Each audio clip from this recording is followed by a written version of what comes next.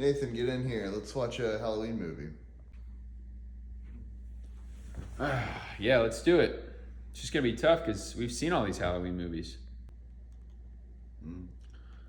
Huh. Here's one we haven't seen. I mean, it's got Halloween in the title.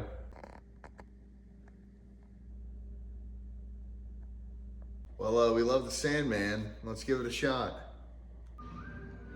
Oh my God. Catching some Z's, huh?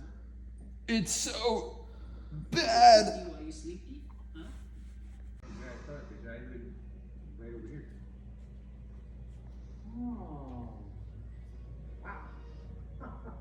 You want? Where's your Yui? I tell you what, you and Mom over for dinner once I get in the kitchen set up. Happy Halloween!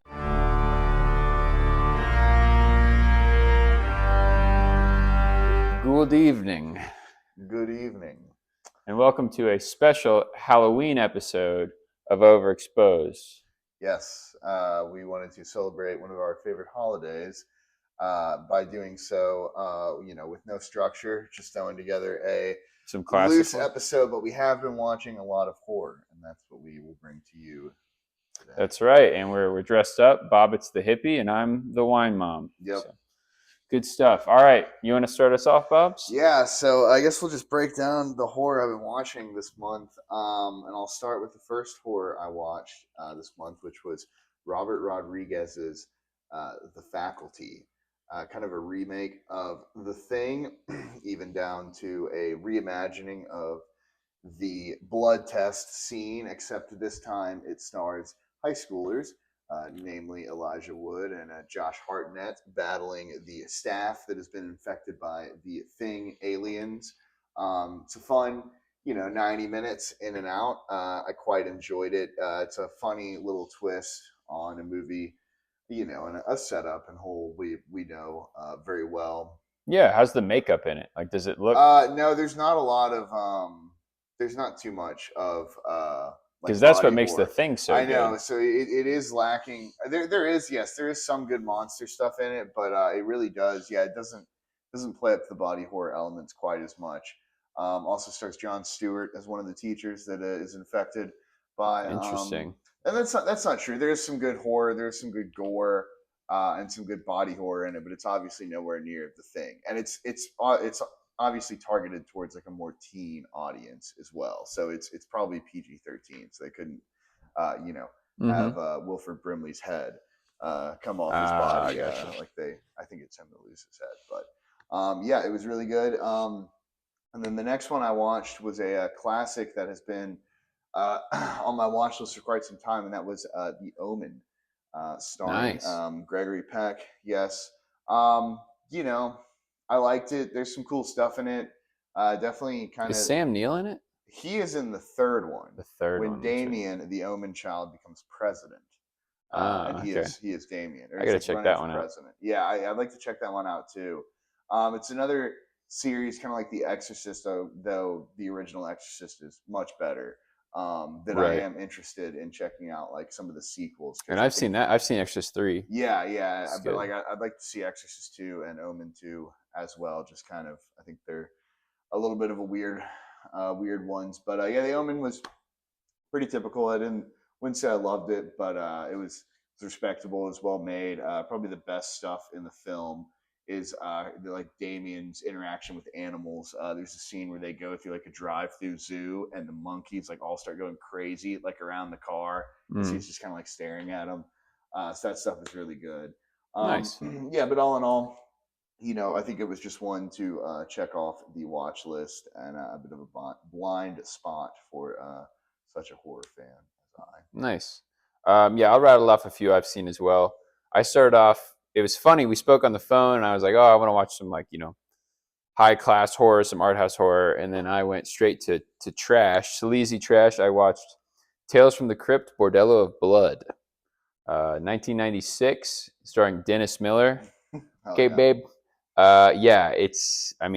what can you say? It's trashy, good fun. Corey Feldman if you're a fan of the series, I assume you would know what you're in for. Yeah, and get I loved what it. you're You asking know, for. it gets a bunch of bad reviews, and it's like it's just a fun horror Right. movie. Right. And that's something we can talk about tonight. Is like the idea of like holding horror to this high standard. And it's like you're supposed to Yeah, have fun with it. I You know. agree.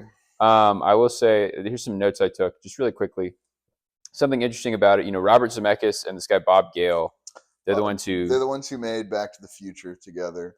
Well, Tales from the Crypt. You know, they're the ones who produced that I show. didn't know Bob Gale was involved with Tales from the Crypt as well. But Right. yeah, he's the guy that made Back to the Future with Zemeckis. Well, originally, Bordello of Blood was developed to be an exploitation film that they were going to make in That's like awesome. the 70s to like Oh, break them into really? the industry. That's Yeah, which I sick, thought was yeah. pretty cool. That's cool. And it's part of a trilogy that the third one never got made. It was Demon Knight, which I've seen as well, which I'd recommend. And then, yeah, Bordello of Blood, which was so bad that they didn't make the third. But there's a movie called Ritual, 2002. I'm going to look more into it. But they say that's kind of like the unofficial third movie. Why is it based on like the same source material they were gonna? Maybe, yeah. And I Yeah. told you even I saw. I mean, this is IMDb, so I don't know if it's true or not. But they said that for a while there, when they signed the rights to the trilogy, they wanted From Dusk Till Dawn to be one of the three, which I thought was really cool. Yeah, not much to say. Dennis Miller, he's ridiculous. He's exactly who you think he is. If you can handle him, you'll like it. Yeah. Corey Feldman's great in it. There's a cameo by Whoopi Goldberg, which is hilarious that it's her in it. Just cheesy can't be fun. Apparently, before it came out, too, Dennis Miller like did this thing where he like was doing press, and he literally told people like, "Don't go see this movie." That's funny. Yeah, so I guess he didn't like it that much, but I really enjoyed it.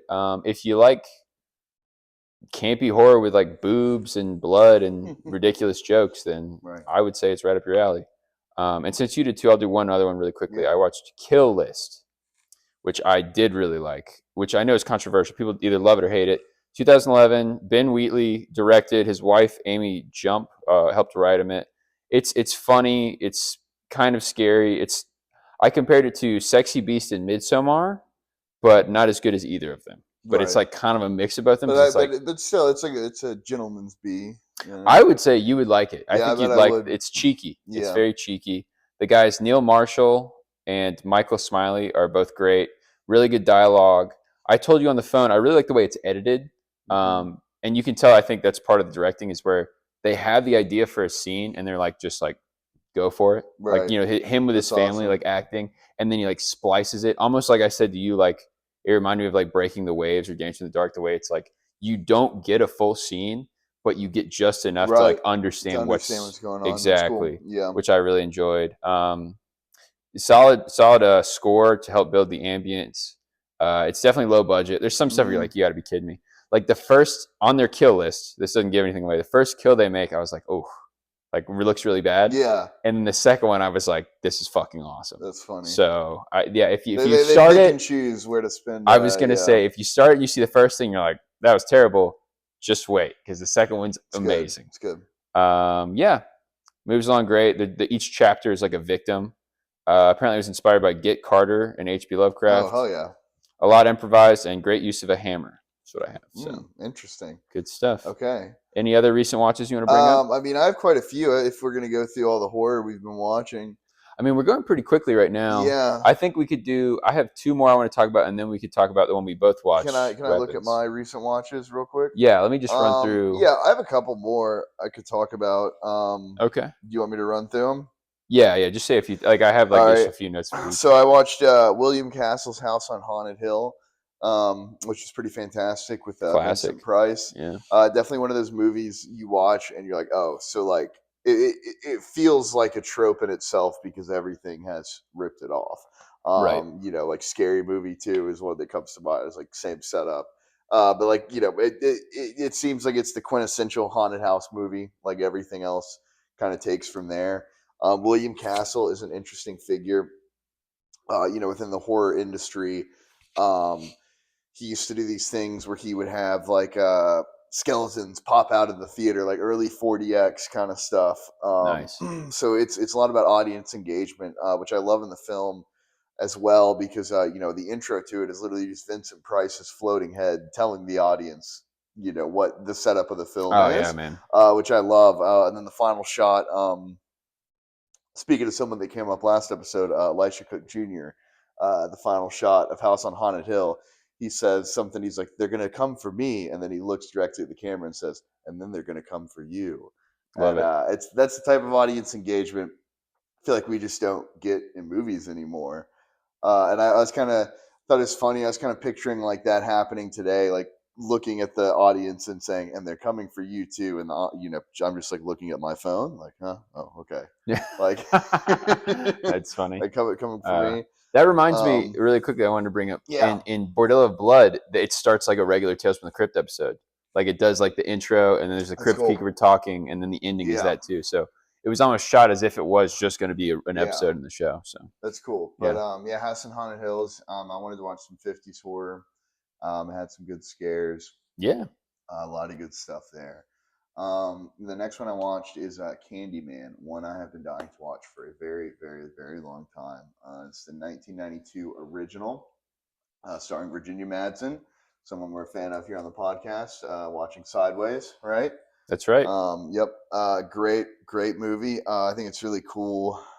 Just think the idea behind like it's like this urban legend that lives in like the projects, like it's like the idea of like every community has their own urban legends and things, and this is Right. this is the like urban Chicago urban legend. Most of It's the a good film point. takes place in like the slums, the housing projects of urban Chicago, and it's very intertwined with like But why bees? because they find the story is like originally before the projects were built, they kill this guy, the Candyman, and like as they're torturing him, they find a bee's nest and like put it over his head. Ooh, So he's okay, killed by bee stings. So that's why the bees are involved. But yes, there's a wonderful scene where Tony Todd, who plays Candyman, of course, the famous scene, he has the bees crawling out of his mouth right. and everything, which they shot for real. But it's really good. Like I said, I think it's a really like inventive space to place a horror film within. It's all about urban legends. I really like the ending of it, where she becomes kind of the next urban legend. Shows up and kills her cheating husband from beyond the grave in a very Candyman, Hmm. like manner. But yeah, I just think it's all really good, really well made. Not super familiar with the director, and I don't think he did a ton of other things, but it does have some wonderful shots. It's got a really good score, some really good imagery. Nice. So I think it definitely, it doesn't feel like a super high budget movie, but there's no places in it where you feel like they could have used more money. Gotcha. It does very well with its budget, certainly. And I think that's sort of a trope with horror movies is they're like, how useful they are with their low budgets. Right. This next one I watched, The Others, that's like really critically acclaimed. But even that, watching it, I mean, the budget was like 17 million, which is a lot. But even watching, I was like, you can tell they For didn't have. horror, that's a lot, but like But for a for bit, and I bet they yeah, spent most of it on just like the site because they're in right, this like building out in like what seems to be the Scottish Isles, but I don't think that's actually where it is. It's sort of a World War II film. mm-hmm. Nicole Kidman and her children. Her children are allergic to sunlight, so she can't keep them in. And Hmm. there's these new housekeepers coming, and as you can imagine, the house is haunted in some way or another. And there's sort of a twist. I mean, that's the thing is it gets such good reviews, and people. When I was looking online, I was like, why do people love this so much? I think it's because it's not gory, and it's Yeah, just a good use of classic it's a horror. good builds good atmosphere. Exactly. But to me, and maybe just because like we're jaded from watching so many horror movies, it just felt predictable. Like I was like, I Yeah, know exactly where this is going to go. My wife did too. We watched it together, and yeah, she kind of felt that way. But that being said, I mean, there's great acting. The children in the movie act well. Yeah, I mean, it's not great, but it does a good job for the low budget. So that's yeah. all I really wanted to say about it. All right. Any other ones? I mean, cut up the horror here for a second and talk about the only two non-horror films I've watched since our last episode. One of them is kind of horror adjacent, I suppose, but oddly enough, they're both superhero comic book films, if you will, and that would be Superman, James Gunn's new 2025 film. Oh, really? You watched that? I did watch Superman. Oh Yeah, man, how I was really it? liked it. It's Yeah, I've great. heard it's great. It's Okay. just like I wish I would have watched it in theaters because it seems perfect to be paired with a salty bucket of popcorn and a giant Coke. Yeah, yeah. It is popcorn, but it's really good. it doesn't have the corniness, the cheesiness of the Marvel one-liners constantly. He's right behind me, Yeah, isn't he? exactly. Yeah. Yes. It's just a really good movie. It's really sweet. Like it's because that's the whole thing about Superman is like he's supposed to be like this kind of like 1950s, like all America, like Ernest. we're all Yeah. gonna be okay, guys, like that. And like so, I see a lot of. I'm not a huge Superman fan, but I've seen a lot of fans really give credit to the new movie going back to like its roots, because if you think about like the Snyder movies, like they're so dark and like edgy, and like this one is just more like, yeah, Superman's like the all-American hero. We need that. And, yeah, exactly, Yeah. and it's good. Nicholas Hoult as Lex Luthor is very good. Really, really good performance, especially towards the end when things go a bit awry. But everyone's fantastic. Yeah, it's just well made. A lot of fun. A lot of great visuals. And then David Cornsweet is the new Superman. I'm not exactly sure where he's from, but seems British. But he does quite a good job as Superman. And Henry Cavill was the last. The last one. He was because I saw that one in theaters. Yeah, so it's kind of the whole point is to go in like the opposite direction of those films. Gotcha. And the other superhero movie I watched, which is a bit horror adjacent, is 1997's Spawn. And that was much better than the new Superman. Yes, an actually good movie. No, it was terrible. It's actually pretty abysmal. Starring Michael Jai White. Oh, really? Spawn. Yes. Damn, I love Michael Jai White. Supposed to be like his big breakthrough, because I mean, if you think about it, 97, and then he doesn't really get like that much popular again until like the 2000s, like Black Dynamite. So, right. So it was definitely supposed to be his big breakthrough, but the film was not successful, so he kind of didn't go anywhere with it.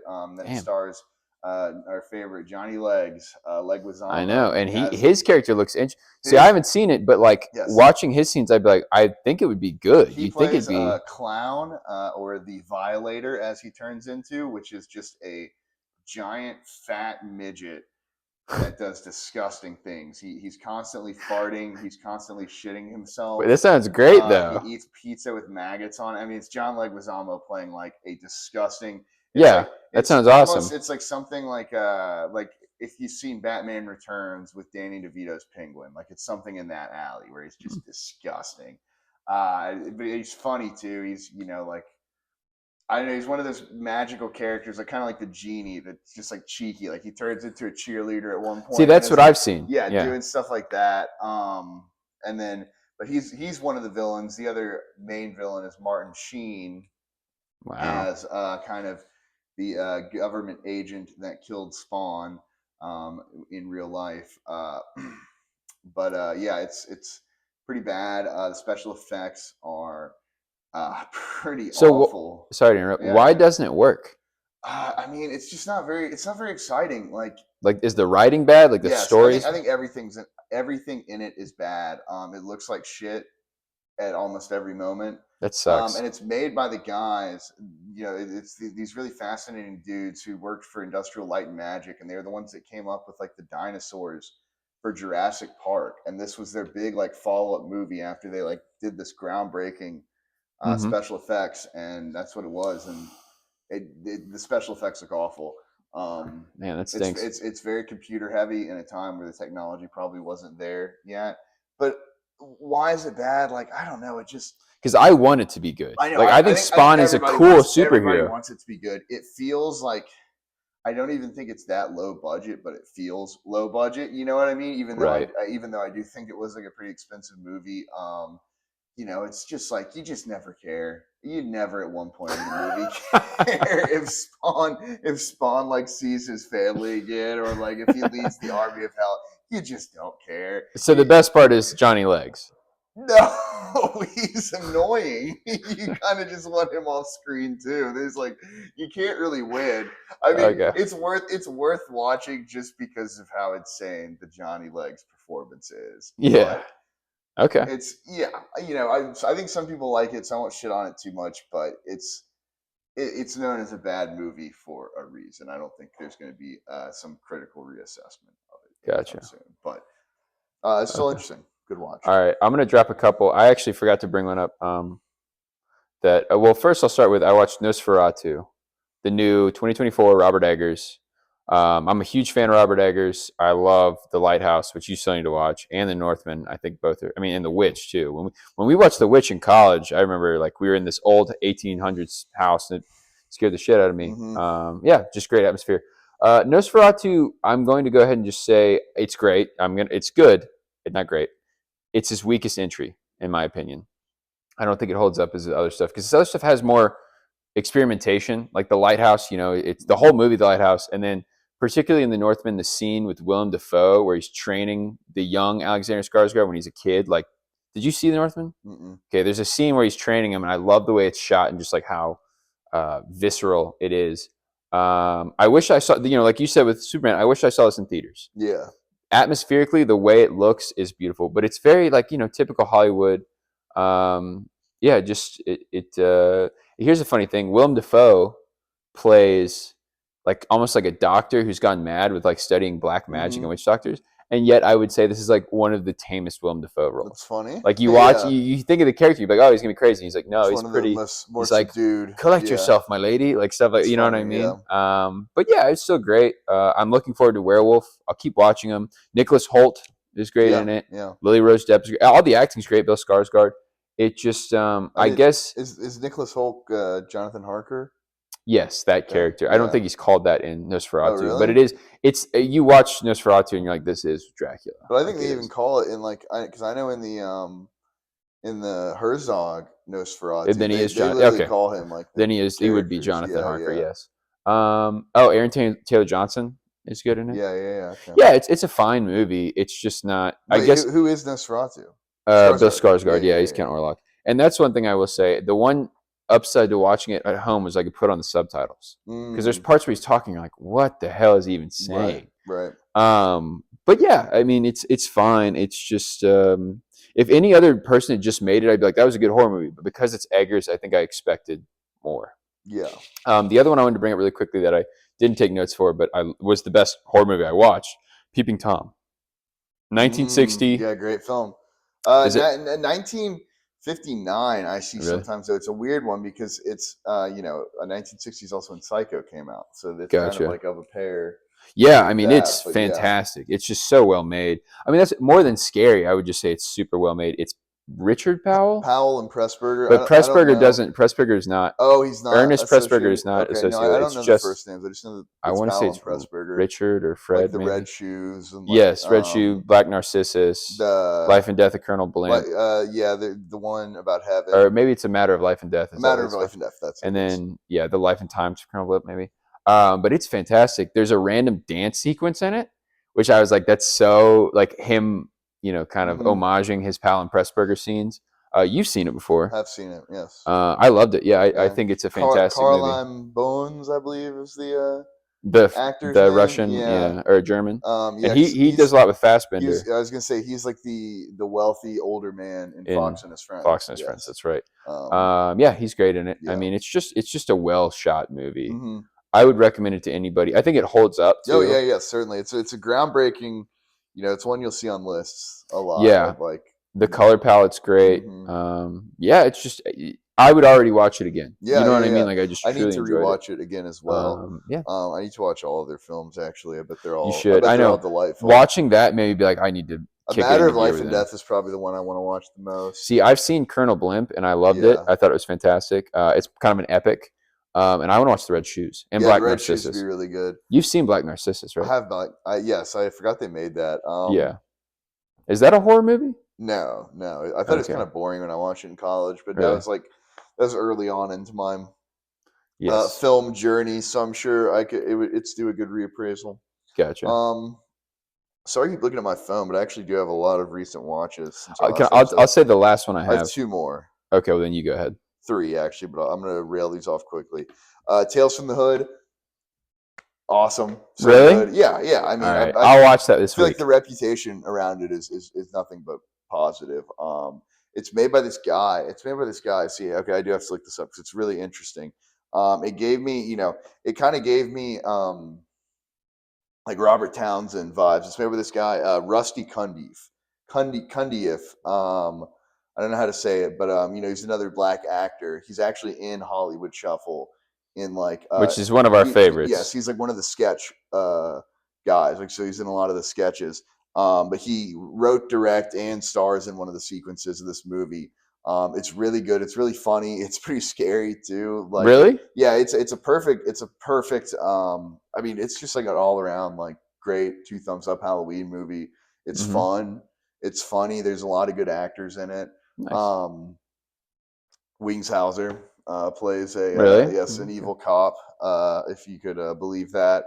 And this guy Rusty, I don't know how to say his last name, but he also directed like every episode of the Chappelle Show. Oh, really? Yeah, so he's kind of an interesting figure. Like I said, he seems very much like he came out of that same like Keenan Ivory Wayans, Robert Townsend Right. kind of circle. Yeah. So yeah, I'd say for you especially being a fan I of love those that stuff. guys, Yeah. Tales from the Hood is can't miss. Okay. And it's it's like I think it's 3 stories, maybe 4. But yeah, Classic horror anthology. it's really good.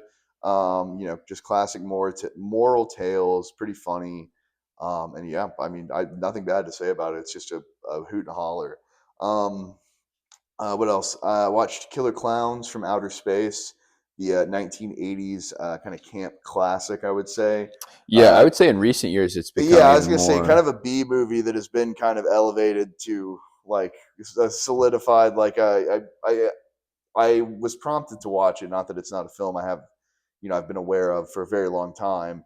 But I was looking at movies like, I was trying to find some true B horror, and that was at the top of every single B horror list. And I was like, well, if I'm going to get really in the trenches with some of this low budget stuff, I guess I need to start with like the Godfather of this genre. Yeah. Yeah. And yeah, it's really good. The clown design is really freaky. Either just like these lumbering, I don't know, characters that walk around, their faces are like very clearly just like whatever. Claymation? No, whatever, prosthetic substance. I guess what I'm trying to say is their faces never move. Right, Like right. because they're like these grotesque figures, but like the mouths don't move, the eyes don't move, so they look really creepy in like kind of a low budget way. They're Okay. just these static kind of figures, but it's fun, it's good. Weirdly, a lot of people die in it, and there's like no resolution. Hmm. But yeah, it's just fun. Good B movie fun. And then the final movie, I apologize, but I have seen a lot. Is of course the Richard Gere starring vehicle, The Mothman Prophecies, which I watched because of Man, can I my just say you yeah. got some hits in there, and a lot of A misses. lot of misses, but that's what October is all about because we know horror can be such A trick or treat, if you yes, will. a trick or treat. Well put, Nathan. Well put. This one was certainly a trick Yeah. because I love Mothman, and it plays around with the Mothman mythos a bit. It still revolves around him. It kind of gets at the core of the mystery, which I think is the most interesting part of Mothman. Is like, is he a warning to help people, or is he a more sinister force and causing perhaps the death and destruction that follow his appearances? But yeah, it stars Richard Gere and then Laura Linney as the Point Pleasant, West Virginia police officer who's dealing with the Mothman sightings. um, it's a pretty typical early 2000s, like, slot in Richard Gere or like any of those guys in a similar vein, like thriller kind of horror. Like Yeah, it's yeah. very There's a whole genre. I know what it's you mean. very formulaic. I'm sure I wouldn't be surprised if we had this movie on DVD because of my mom's obsession with these early 2000s Richard Gere movies. But yeah, I watched it because there is no definitive Mothman movie, or I guess that is the definitive Mothman movie, which is a shame because Yeah. Mothman does deserve better. So here's to hoping we'll get what we're looking for one of Yeah. these Mothman's days. a cool cryptid. Exactly. The whole idea of him being like this foreboding force that you don't know if is malevolent or How's the makeup in it? The prosthetics, any well, you good? barely see Mothman. Yeah. No, Fuck that. he comes in Because like, you could make him look like almost like like the but fly. You but can make him look he like really comes he gross comes in looking. like visions, so he's very distorted. Like I don't think they ever built like a model of Mothman for the film, which is yes a shame. Yeah, it Like really it's is. yeah. So You that's hear that, Hollywood? high quality Mothman. Real cinema goes right here. We're asking for a Mothman movie, true to the made by like somebody worthwhile. that cares. Yeah, Get like Guillermo del Toro or something to make it. Right. Yeah, but yeah, that was Mothman prophecies. Okay. So I think that rounds out. I'll bring up one more Yeah. because you said Tales from the. This reminds me. I watched the 1970s Tales from the Crypt. Yeah. So I watched Bordello Blood and the OG a Hammer Hammer. film that I think does star Peter Cushing. Yes. Right. Yep. He's in one of them. It's an anthology. It's like 5 stories. Not really. And it's funny because I'm a fan of the show. You're kind of a fan of the show too. I'm fan. And some of the stuff you watch, it's like just episodes. Like the first vision you based see, on the same source the material, Crypt Keeper isn't like the character you think of him as. It's just like some guy in a crypt. Oh, huh. It's like it starts with like this group touring this religious site, and they walk through like a walkway, and the door closes. And I really like that. That's probably my favorite part of the movie. Is like everybody's like, "Let us out," and it's like this old guy in the robes, and he's like, "Why did you come here?" And they're all like, "Well, I was just driving by and I stopped. I don't know why I came here." And they're like, "Well, what were you going to do after this?" So he like shows all of them like when they were going to leave, what they were going to do, and they're each like stories from.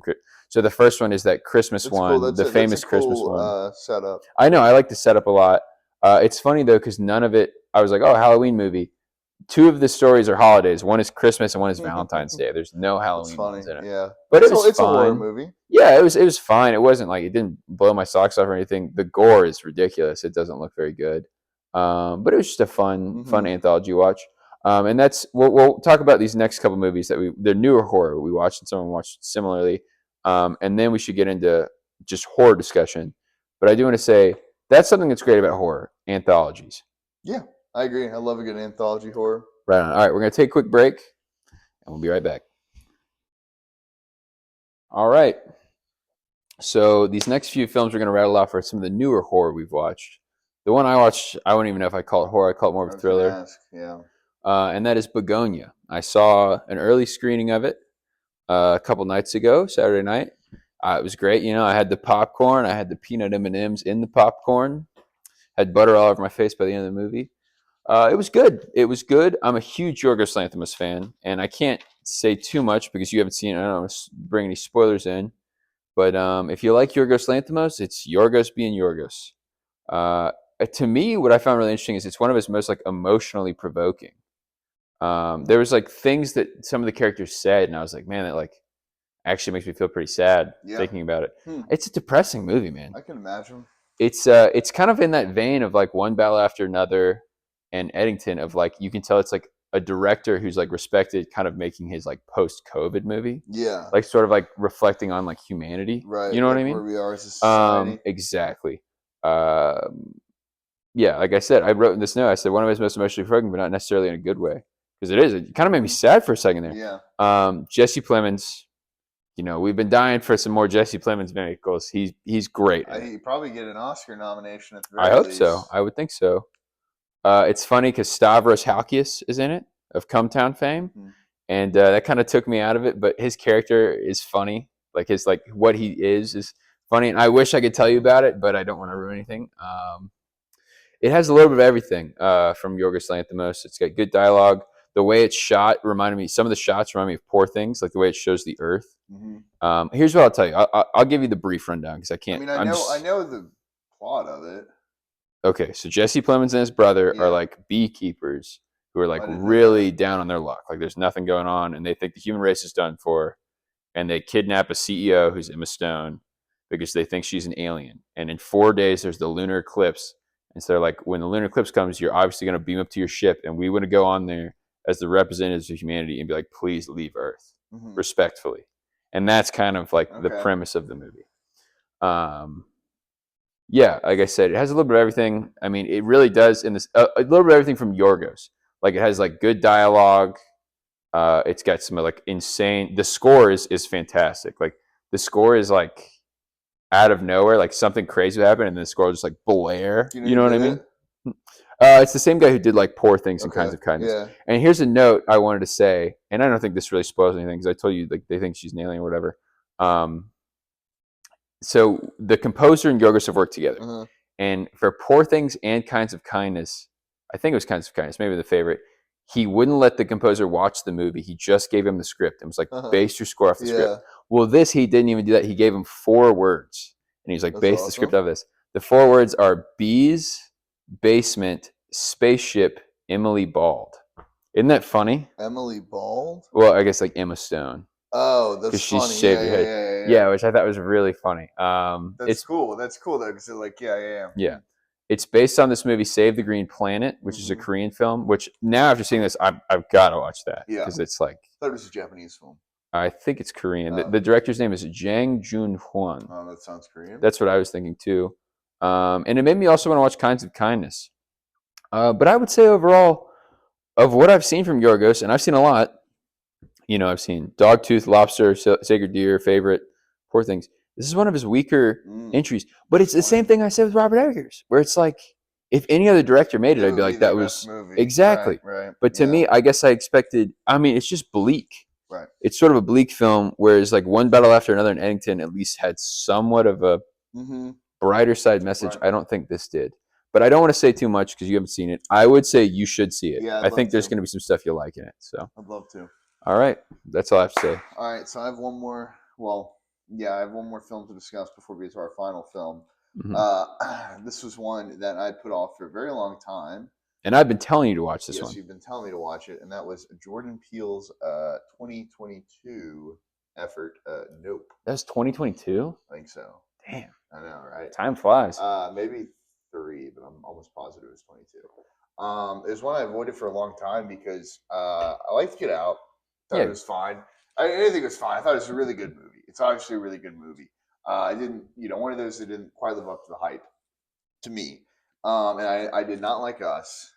Really didn't like Us. I was going to say, I feel like Get Out did live up to the hype because I was like, Get Out's funny and it's classic. It did. And then Us, but it's like, when Us came out, they were like, one of the best horror movies of all time. But Us has already died down. Like nobody talks about Us anymore. Us is people still talk about Get Out. Like Us has already left. Us isn't a bad movie, but Us is not by any means like a terrifying good Jordan Peele has become like an IP onto himself at this point, where like people are just paying to slap his name on any unimaginative horror that kind of is inspired by his style. So I don't know. I didn't think I was too big on him, and Nope kind of seemed like one. I was like, yeah, I'm sure I'll think it's fine. Oof, I was so wrong. Blew me away. I thought it was fantastic. I thought there's so much ingenuity on display in the film. So many good ideas, both in like visual language and in the plot, the story. I mean, the whole idea of the film of like, just the whole way it treats the extraterrestrial genre and like ties it into like, I think these greater messages about the place of animals within the film industry. Right. It's just fascinating. I mean, at the end of the day, it's like we don't even know if this thing is an alien. It could just be an animal. Like I like what you said about it. Yeah, exactly. Yeah, it's like it could literally just be like an animal. Like, and I think that's like, outside of film, I think that's one of the more interesting takes on like extraterrestrials is like that, they're from the ocean or something like that. Like, yeah, I think that's a realistic. I mean, you look at the deep sea like octopi and squids. Well, and there's a moment in Nope when the alien kind of expands at the climax to eat the balloon, and it is modeled 100% after like those deep sea like squid things with the giant tendrils. It looks like a sea creature. And then the stuff with the monkey is just the greatest thing I've seen. And I almost guarantee it on a previous episode. I've said to you have to watch Nope because that is, and this is. Can I just? I don't mean to interrupt because you're the one who watched it, but I've said this about Nope too. Nope is his best movie, in my opinion, easily. But that's what's so good about it. It's a horror movie where you go in thinking, "Oh, this is an alien movie." That's horror. No, the scene with the monkey attacking the set. That is the horror. But I love the idea of a movie being like, "Oh, it like subverts your expectations of what you expect," and like that's the scariest scene in the movie. Oh, and it's brilliant. I mean, it's like one of the best scenes I've seen on a movie in a very long time. And the stuff with the shoe is just like the shoe standing up. It's beautiful. It is so brilliant. It's just like I hate like Lynch is just such an easy comparison. Everybody makes but it is. It's one of those images where it is so striking. You don't know what it means, but it's like powerful. It means to me like the idea of like the shoe sitting up and it flashes to it and it's like everything else is still and there's a shoe standing up.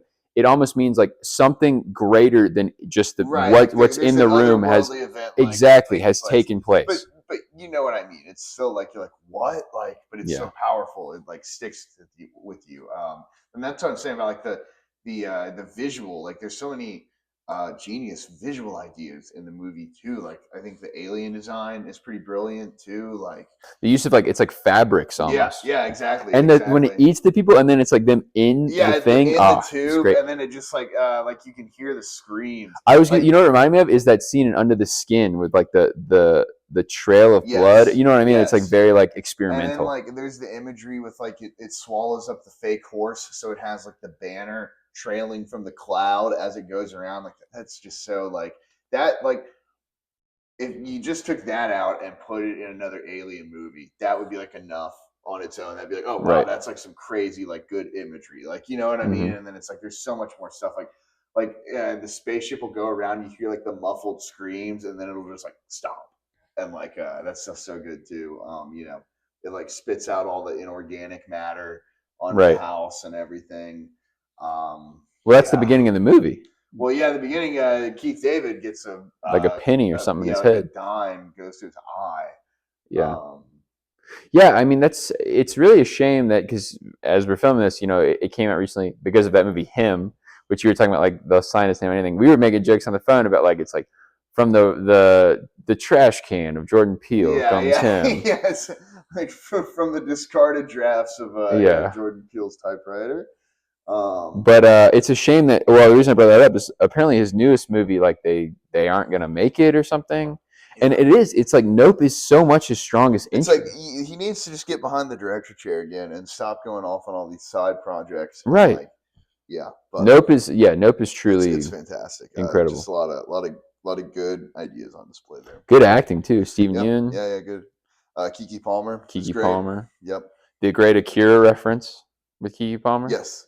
That's like some people talk Yeah. about all the time in the Yeah. movie. Yeah, I got to rewatch that, man. Yeah. I'm glad you watched that because Very good. like I said, I'm with you where I was like, you know, I saw Us in theater. I saw Get Out in theaters. I liked it a lot. Saw Us in theaters. I was like, overrated. Everybody's talking about it. You know, now it's died down. And then Nope, I was like, oh, it's free. You know, this would be one I can watch with my wife. And I was like, this is his best movie. Yeah. It's fantastic. It's so good. All right. All right. Well, let's get into the meat and potatoes, I suppose.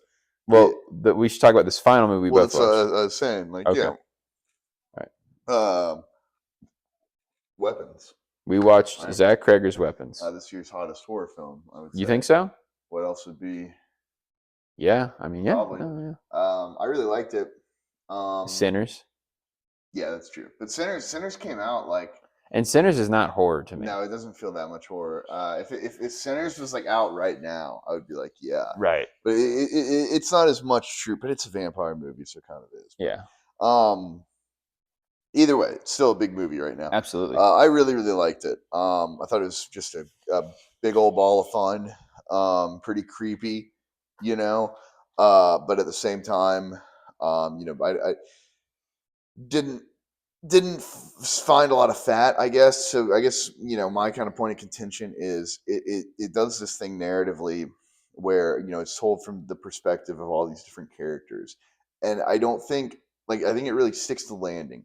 Like the way it all comes together and where the little boy is the final character that it shows, I think works really, really well.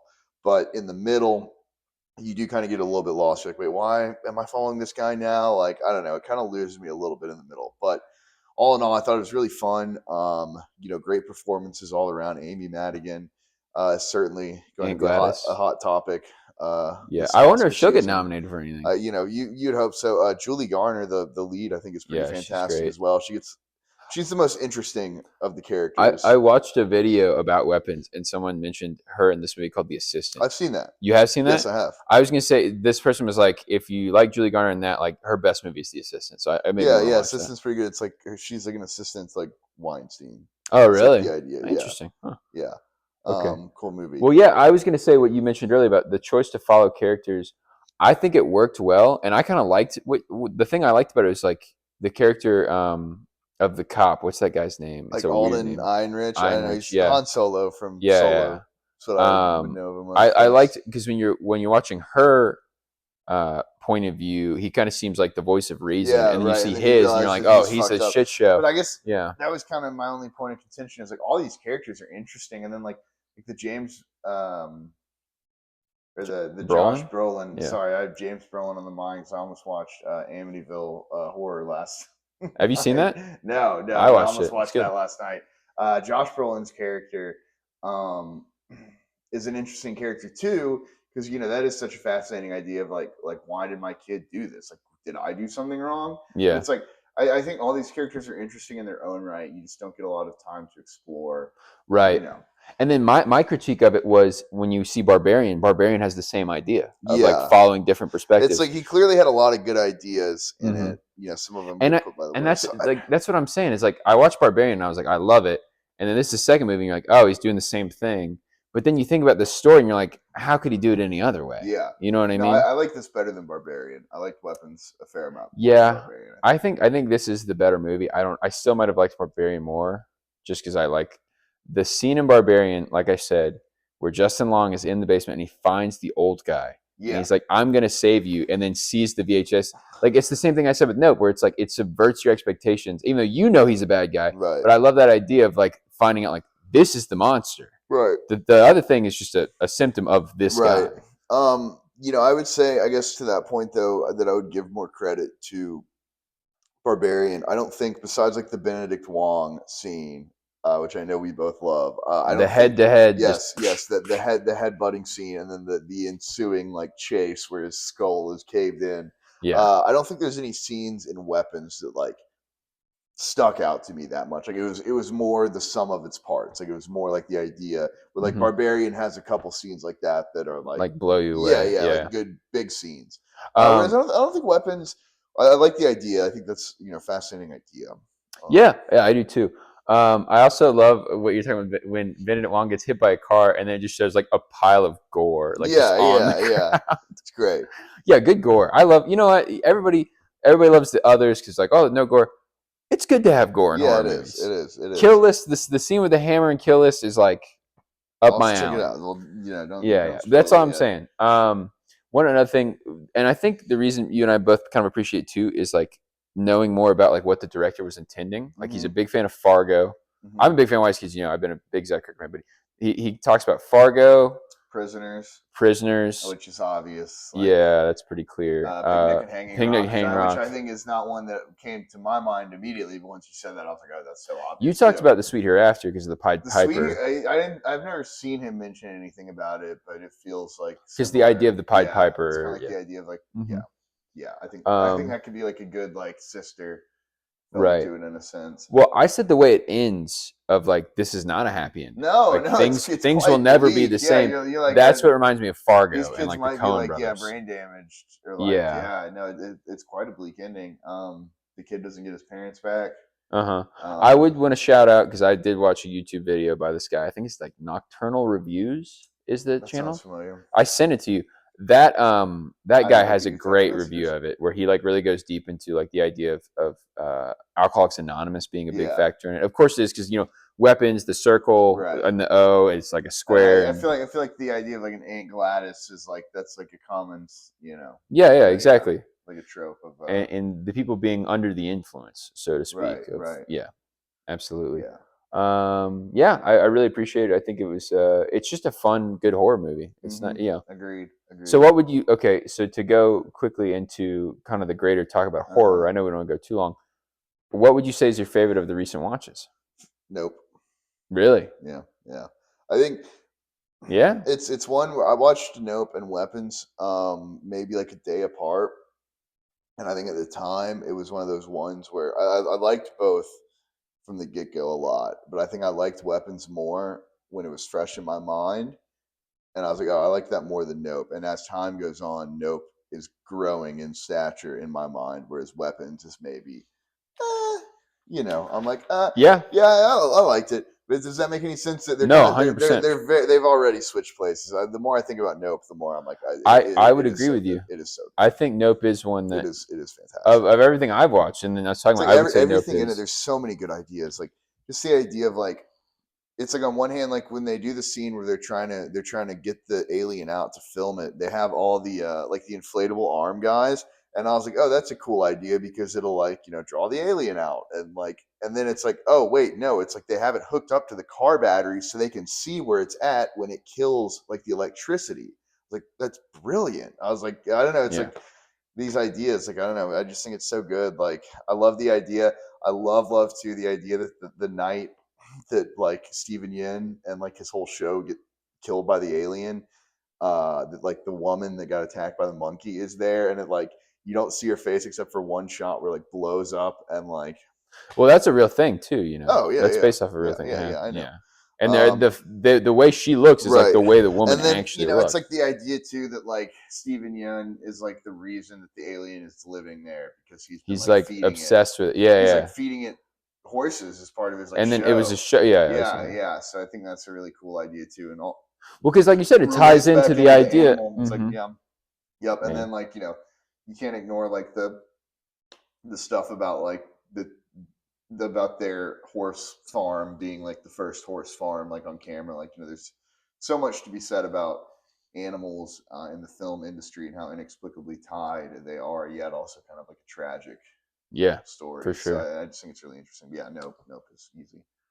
Yeah. Okay, I would say Peeping Tom, which is Okay. also Yeah, kind of which an is- yeah, it's a easy. classic. Yeah, Um, sure. But yeah, I love Nope. All right. Is there anything we want to say? let's give 5 horror recommendations to the viewers. Okay. Well, first one I'm going to give, because I love anthologies and one you should watch. If you're looking for something to watch on Halloween night and you've probably already seen it, is Trick or Treat. I think Trick or Treat is probably the Good best, one. besides maybe Creep Show. No, I like Trick or Treat more, but I love a good horror anthology. And I think, Creepshow is one with Stephen King in it, right? yes, Yeah. Trick or Treat and Creep Show. It's Stephen King and George A. Romero are both great horror anthologies. Speaking of George A. Romero, I will say Dawn of the Dead. Okay. My favorite of the Dead movies. Yeah, just fantastic. Okay. My next one that's not Halloween themed, but is just like genuinely like when I saw it scared me and I thought it was really good is The Descent. The Descent, that's a good one. Yeah. Mhm. I mean, I would say I feel weird recommending Alien, but that's probably like my favorite horror movie. ever. Yeah, I mean, some of these people are going to see, but yes, that's fine. Alien's a great one. Yeah, Texas Chainsaw Massacre. Yeah. is my other. So that's big one. 4 for you, right? That's Or that's 3. 3? Okay. So I'll give 2 more. I'd say any of the Argento stuff. How about Deep Red? That's Yeah, I rewatched Blood and Black Lace. I'm not going to, I recommend it to watch, but it's not like a horror movie by any means. I mean, it's a killer, but it's more of like a mystery. For horror, I would say, Hey, I got one good one for my last one. I'll give more of kind of a populist pick, if you will, something that I bet would be on Netflix, and I think everybody would enjoy. And that's Stir of Echoes, starring Kevin Bacon. really? Yeah. Huh. I don't know if that was going to be any good. Yeah, it is. It is. I will give Rec, REC, Yeah. Okay. good Cool. found footage. Cure, Japanese horror. Yeah, I would say Cure is really good. I saw Persona listed as horror. Would you list Persona as horror? No. It's I a know, psychological right? thriller. I couldn't believe that. And Okay. thriller is tenuous at best. Yeah, it's tough. You put me on the spot here with these recs. I want to give like really good ones of like. I stuff I'm know. like, man, Mine was so weak. Mine was like greatest horror movies ever, and then like one actually good like. The Rec. Descent. The Descent is definitely one I Yeah, think that's a that good one. holds up. Rec is definitely one that holds up. What else did I say? What was the first one I I mean, said? any of the Evil Deads I would throw in there. Yeah, Evil Dead's. I'm sorry. I'm trying to think of one No, last. you're I fine. really I put want you on my the last one to spot. be good. I mean, Trick or Treat. I said like I said. Well, while you Creep Show. think, I can kind of go down. Some horror I would like to watch coming up. That was going to be my next question. really So hold up. wanna Let me give this one Okay. because that was literally going to be my next question. He was like, "Let's talk about some movies we want to watch." My last horror recommendation would be Barbarian. How about that one? Barbarian, sure. Horror I want to watch. I would like to be, someday a completionist of the Halloween films because I like 3 so much. And then you sent that thing where it's the intro to 4 that looked fucking awesome. I've seen 4. 4 is not. I mean, it's. I know fine, it's not that good, but then like the intro is incredible. I just think the series as a whole is very interesting. Like H2O. I got one more I want to rec. I should have said Okay, Barbarian. say it. Phantasm. Oh yeah, great. Phantasm. Because you think it's not going to be that good, and it's right. incredible. No, it's so good. It's so surreal too. Yeah.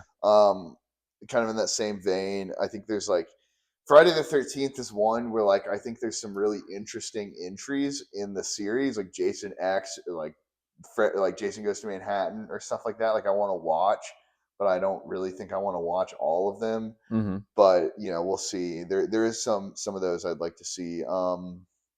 What else? Can I Predators 2 is, I don't know if that's quite horror, but that's one I've been wanting to watch. Predators is not. You don't think? You don't think Predator is horror? I feel like Alien Predator, it's like sci-fi.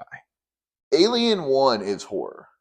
That is a horror I guess movie. so. Yes. I mean, you could merge the two. But yes, it's a slippery slope, I suppose. But I think that's what's so interesting about horror. That's what I was going to say is like Lost Highway, you could say is a horror movie because there's scenes that are like pure horror, or like Wake and Fright. Wake and Fright is like horror to some extent, and I like those. Sometimes I like being like subverting, like I said, the subversion of expectations of like, wow, it's actually like scary in a different way than was put forward.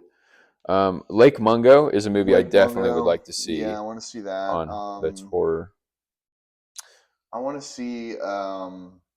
I haven't seen any of like the Ty West trilogy. We've seen The Innkeepers, and we haven't seen. I'm talking about like Pearl and like. Oh, I've seen X. Okay, I haven't seen any of those. Which you would, you should watch those. Yeah, yeah, we have seen The Innkeepers. And I've seen House of the Devil too. Yeah, I've seen House of the Devil. Yeah. I want to see Trick or Treat for sure. You should 100% watch Trick or Treat. Yeah, there's like, there's a lot of like low budget 80s stuff I'd like to get. Yeah, because you like, and that's what's funny is like you like more of the trash shit. I watch Bordello Blood. I didn't. You should watch Bordello Blood. I actually didn't watch a lot of trash. You didn't. Leading up to this. I tried to be good because I didn't want to come on here and name like 30 movies that nobody's going to be able to find. You did watch Spawn, Mothman Prophecies, and Killer Clowns. Those are not like. But those are like known to be bad. I was going to say that, yes, but they're not like obscure. Like. Yeah, like I could have watched a bunch of horror movies that nobody's ever heard of. I still probably did, but I mean, I watched Kill List, and that's Kill List is a Ben Wheatley. You think it's Ben Wheatley's? Which I'd recommend. I would like to watch that and A Field in England and High Rise. Yeah, me too. By him. Me too. But yeah, I don't know. It's a good question, but I think there's like so much horror out there. I still want to watch. I want to watch. I'm pretty bad about like early stuff in both like the Universal monsters and then like the 50s like sci-fi. I have a recommendation for you The Invisible Man. Oh, I'd love to see The Invisible Man. The old Invisible Man is really good. I really want to watch all the Universal horror ones. I've only seen Dracula, I believe. Okay, I've seen a lot of that. I've seen more of that stuff then because I've seen like Frankenstein, Bride of Frankenstein, The Wolf Man, Invisible Man, and then I've seen a lot of those Hammer films too. Here's a weird one I want to watch is Mike Nichols's Wolf, starring Jack Nicholson in the remake of The Wolfman from 1994. That's supposed to be not so good, but kind of in line with that Vampire's Kiss. Yeah, sounds very interesting. Yeah, we haven't seen Vampire's Kiss either. Kiss, yeah, that'd be a good one too. I would like to watch more, as of course me, Japanese horror, which you need to see Audition. That's another one I'd recommend. Audition. Yeah, but like there's a movie called The Tale of Two Sisters that's supposed to be pretty good and scary. That Kiyoshi Kurosawa made Cure. I've seen Pulse, but some of his other stuff, Dark Water. Yeah, I mean there's so much good horror out there. There is. I know. It's tough to find time to watch it all. I'd like to watch In Fabric, that Peter Strickland film. Yeah. British. It's funny because I've been like limiting myself to horror leading up to this episode, and it's been kind of like because there've been so many other movies I want to watch. And I'm like, no, I got to stick to horror. And now after talking, I'm like, I can finally watch non-horror, and I don't want to. I want to. Yeah, now I want to watch more horror. I hear you. I want to go home and watch That's true. Yeah, we're filming this on the 27th, so we still got a few days before Halloween. I mean, I don't care. I'll include horror in my recent watches for next episode. Yeah, me too. Oh, 100%. I'm still gonna watch. A few. But we follow us on Letterboxd. I don't think we always mention every single film we watch. So your Letterboxd is Chabobs? Yes, it is just Chabobs. CHABOBS. I put the links to our Letterboxd in the YouTube description. I need to do that. When I post them, I haven't. So I'll post this one. On the page description, I think. But gotcha. Either way, let's get that more out there because I think I do think I actually maybe talked about everything I saw, but there's a lot of episodes where we don't talk about everything. Yeah. So yeah, and mine is just Nathan Clark, NATHAN CLRK. So right on. And we'll have more horror probably the next episode, but this is the official. Yes, this is official first Halloween episode. But Halloween might last a little bit longer for us. That's right. So cheers. and have a happy Halloween.